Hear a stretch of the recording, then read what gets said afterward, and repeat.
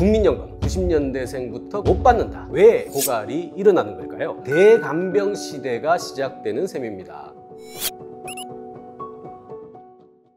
안녕하세요. 한양대학교 국제학대학원의 교수 전영수입니다. 최근 뉴스를 보면요, 90년대생은 국민연금의 수급을 한 푼도 못 받는다, 이런 기사들이 나오는 것 같아요. 1990년생은요 2055년부터 국민연금을 수령할 수 있는 연령대에 들어갑니다. 65세까지 매월 꼬박꼬박 연금을 냈는데도 내가 낸 만큼 못 돌려받는다고 생각하면 왠지 억울한 마음이 드는 것도 자연스러울 것 같습니다. 그런데 이 국민연금 왜 문제가 되고 또 왜 고갈이 일어나는 걸까요? 국민연금이 현재 추계로는 말이죠, 2040년에 적자로 돌아선답니다. 그리고 2057년부터는 소진된다고 예상을 하고 있는데요, 이 소진 시점은 사실상 가정일 뿐 이후의 상황에 따라서 또 얼마든지 더 빨라질 수도 있을 것 같습니다. 그럼 앞서 말씀드렸던 90년대생부터 국민연금을 못 받는다, 과연 진짜일까요? 결론부터 말씀드리면 사실 못 받을 거라고 단정 짓기는 어려울 것 같습니다. 기금 소진이라는 부분을 강조하다가 보니까 나온 해프닝 정도가 아닐까, 이 정도로 해석하는 게 좋아 보이는데요. 그럼 도대체 왜 이런 얘기들이 나오게 된 걸까요? 사실 여러 이유가 있을 것 같습니다. 가장 큰 원인은요, 인구 구조의 변화 때문입니다. 경제활동을 통해서 보험료를 납부하는 이 후속 세대가 또 넉넉하고 충분하게 공급이 되면 이런 문제가 없죠. 그런데 0.81명의 초저출산을 보건대 과거에 설계한 이 연금 구조로는 이를 버텨내기가 굉장히 어렵습니다. 반면에 이 수급을 받는 고령 인구는 급속도로 늘고 있죠. 현재 한국은 17%에 육박하는 고령화 비율을 보이고 있는데요, 대개 2025년 정도면 이것이 20%에 달할 것이라고 추계가 되고 있습니다. 베이비 부모가 실제 65세에 이미 진입을 했고요, 앞으로 20년간 1,700만 명이 이런 연금을 타가게 됩니다. 결국 저출산 고령화의 두 축에서 연금 기금의 지속 가능성은 훼손될 수밖에 없는 구조인 것이죠. 우리는 출산을 통해서 교육, 취업, 결혼, 승진, 은퇴 등 일련의 이 생애 라이프를 밟아가게 됩니다. 그런데 은퇴한 고령 인구가 늘어나게 되면 한국 사회는 어떻게 될까요? 당연히 부양 부담이 늘어나게 되겠죠. 보통 사회 활동이 줄어들면 유병 비율도 등달아서 더 높아지게 됩니다. 이렇게 되면 결국 복지 체계의 근간을 뒤흔들 수밖에 없겠죠. 사실상 대간병 시대가 시작되는 셈입니다. 가뜩이나 이 줄어든 현역 인구가 이 구조를 뒷받침할 수 있을지 의문인 상황인 것이죠. 이렇게 인구 절벽이라는 말로 표현되는 초저출산과 초고령화 사회에 대해서 어떤 부작용들을 우리가 직면하게 될까요? 아마 개인 차원의 변화를 떠올리는 게 가장 손쉬울 듯합니다. 먼저 청년 계층을 떠올려 볼까요? 당장 사회보험 상황 등을 감안할 때 사실상 본격적인 정세가 시작된다는 얘기겠죠. 이 준조세인 사회보험도 결국 보험료를 높일 수밖에 없는 상황입니다.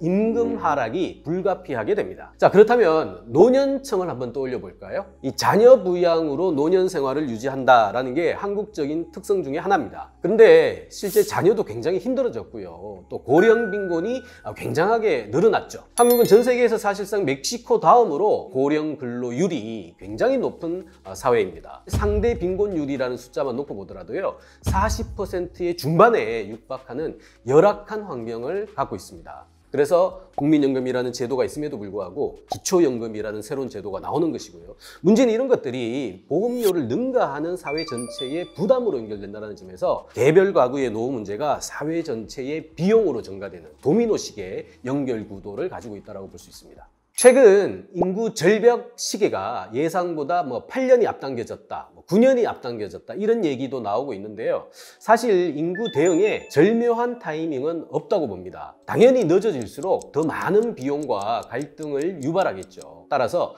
언제든 빠르게 시작하는 게 가장 효과적인 카드일 수밖에 없습니다. 인구 관련 문제는 정부만이 아니라 기업이라든가요, 시민사회 등 다양한 자원이 총집결해야 해결할 수 있습니다. 그런 점에서 서구는 인구 문제를 오랫동안 다뤄왔고요, 또 기반 환경도 일정 부분 조성됐다고 봅니다. 해외 인구의 국제 유입이라는 이민 카드가 굉장히 유효했고요, 또 상대적으로 외국인 수용에 거부감이 적기 때문에 인구 문제의 충격도 최소화하는 데 성공했다고 봅니다. 무엇보다 나아서 잘 기를 수 있는 환경을 만들었죠. 결국 복지를 넘어서 사회 전체적인 분위기로 이 이슈를 확대한 게 효과가 있었다고 봅니다. 아이를 낳으면 사회가 길러준다는 인식이 확대된 덕분입니다. 자, 그렇다면 우리는 어떻게 해야 될까요? 생산 가능 인구의 하락이 심각하다면 다양한 선택지도 있을 수 있습니다. 먼저 경제활동 인구를 늘리는 방식이 가장 대표적이죠. 경력 단절 여성의 재취업을 보장하고요. 정년 연장 등을 통해서 고령자를 경제 주체로 활용하는 방식이 대안입니다. 산업연수생 제도처럼 굳이 이민까지 힘들다면 적극적인 문호 개방으로 해외 인재에게 한국에 머무를 수 있는 시간과 기회를 확대시켜주는 것도 여러모로 괜찮습니다. 또 고용을 늘리는 산업정책도 필요합니다. 일자리를 많이 만들어내는 서비스업의 규제를 좀 풀어주고 완화해줘가지고요. 일자리를 좀 늘리자는 거죠.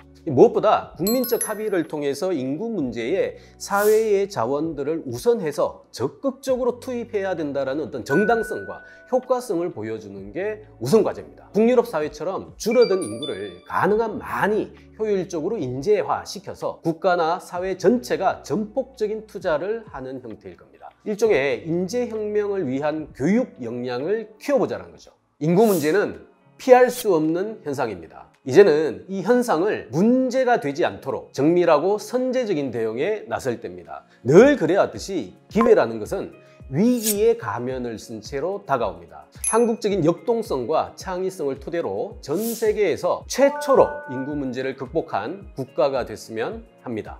지금까지 한양대학교 국제학대학원의 전영수 교수였습니다. 가정 내 노인 낙상사고 예방법 알아볼까요? 노인 안전사고 중 가장 많이 발생하는 낙상사고는 가정에서 주로 일어납니다. 미끄럼 방지 패드나 손잡이 등을 집안 곳곳에 설치해 주세요. 복용 중인 약품이 어지럼증을 유발하거나 혈압을 떨어뜨리는 경우 낙상사고가 발생할 수 있습니다. 성분을 확인하고 주의해서 복용하세요. 정기적으로 시력 검사를 받으세요. 시력 저하로 인해 장애물에 걸려 넘어지거나 발을 헛디뎌 높은 곳에서 떨어지는 일을 방지할 수 있습니다. 잠자리에 들기 전 미리 화장실에 다녀오세요. 밤에 자주 화장실을 가야 한다면 움직임에 따라 시야를 확보할 수 있도록 센서 등을 설치해 주세요. 건강한 노년 생활을 위해 함께 실천해 주세요.